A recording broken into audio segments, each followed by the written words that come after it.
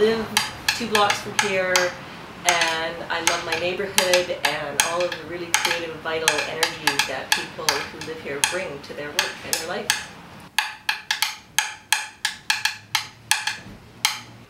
Eight or 10 years ago, I had like a real breakthrough, and I started to paint more abstractly, and it was like I found a whole personal abstract vocabulary that just sort of emerged. It's very process driven, but I've painted landscapes for so long that I often see landscapes in things, and it may look completely random at this point, but actually I know from doing this for many years that if I build up a certain kind of texture, that I'm then going to be able to get certain kinds of marks very easily as I brush across that texture. Right now, but it gets really good.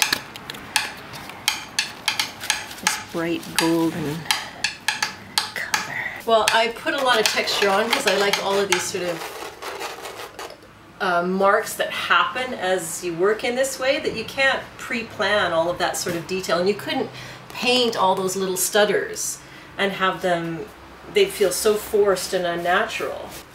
And it's not just throwing paint, because it's not that it's not planned. I know what happens when I build up texture, and I know the kind of marks I get when I have certain kinds of texture built up. So some people look at this and they go, oh, you're just throwing paint around. It's like, well, not exactly.